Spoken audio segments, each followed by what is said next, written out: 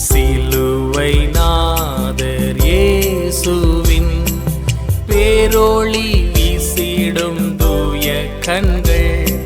சிலுவை நாதர் இயேசுவின் பேரொளி வீசிடும் தூய கண்கள் என்னை நோக்கி பார்க்கின்றன, தம் காயங்களையும் பார்க்கின்றன. ஆண்டவராகிய இயேசு கிறிஸ்துவின் பரிசுத்த நாமத்தில் உங்களை அன்புடன் வாழ்த்துகிறோம். பரிசுத்த வேதாகமத்தில் அப்போஸ்தலனாகிய பவுல் ரோமருக்கு எழுதின நிருபம் 7ஆம் அதிகாரம் 18-19 வசனங்களில் நாம் இவ்வாறு வாசிக்கிறோம். அது எப்படி எனில், என்னிடத்தில், அதாவது என் மாம்சத்தில் நன்மை வாசமாய் இருக்கிறதில்லை என்று நான் அறிந்திருக்கிறேன். நன்மை செய்ய வேண்டும் என்கிற விருப்பம் என்னிடத்தில் இருக்கிறது, நன்மை செய்வதோ என்னிடத்தில் இல்லை. ஆதலால் நான் விரும்புகிற நன்மையை செய்யாமல் விரும்பாத தீமையையே செய்கிறேன் என்று அப்போஸ்தலனாகிய பவுல் தன்னை குறித்து எழுதுகிறார். அருமையானவர்களே, ஒவ்வொரு மனிதனுடைய இருதயத்தின் நினைவுகளையும் குறித்து, ஒவ்வொரு மனிதனுடைய நிலையை குறித்து இது தெளிவாக நமக்கு சுட்டி காண்பிக்கிறது. எல்லா மனிதர்களுக்குள்ளும் பாவ சுபாவம் என்பது இருக்கிறது.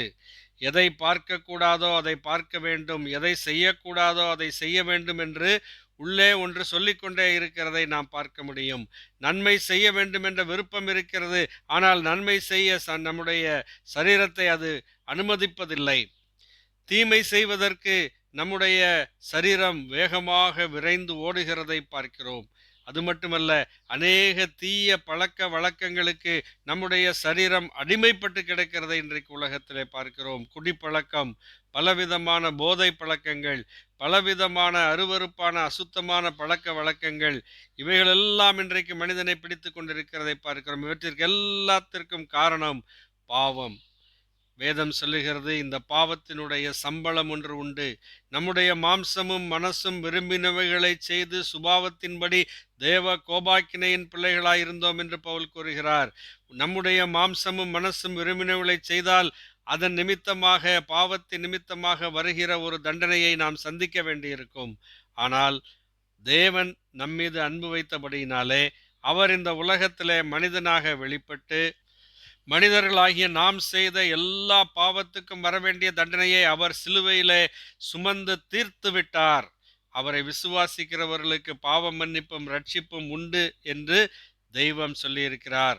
அவருடைய நாமத்தின் மேல் விசுவாசம் உள்ளவர்களாய் அவரை ஏற்றுக்கொண்டவர்கள் எத்தனை பேர்களோ அத்தனை பேர்களும் தேவனுடைய பிள்ளைகள் என்று சொல்லியிருக்கிறார். அது மட்டுமல்ல, ஆண்டவராகிய இயேசு கிறிஸ்து சொல்லும் பொழுது ஒரு உதாரணத்தை சொல்லுகிறார். யோவான் எழுதின சுவிசேஷம் 15ஆம் அதிகாரம் 5ஆம் வசனத்திலே நாம் இவ்வாறு வாசிக்கிறோம். நான் திராட்சை செடி, நீங்கள் கொடிகள்.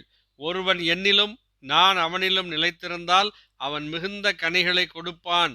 என்னை அல்லாமல் உங்களால் ஒன்றும் செய்யக்கூடாது என்று சொல்லுகிறார். ஆம் அருமையானவர்களே, ஆண்டவராகிய இயேசு கிறிஸ்துவை ஏற்றுக்கொள்ளும் பொழுது, அந்த செடியிலே நிலைத்திருக்கும் போது கொடிகளாகிய நமக்கு தேவையான சகல வஸ்துக்களும் நமக்கு கிடைக்கிறது. அந்த கொடி நன்றாக கனி கொடுப்பதற்கு ஏதுவான போஷாக்கு அதற்கு கிடைக்கிறது. ஆண்டவராகிய இயேசு கிறிஸ்து இல்லாத நிலையிலே ஒரு மனிதனும் பாவம் இல்லாமல் வாழ முடியாது. ஆகவே பாவத்தின் அடிமைத்தனத்திலிருந்து விடுதலையும் கிடைக்கிறது.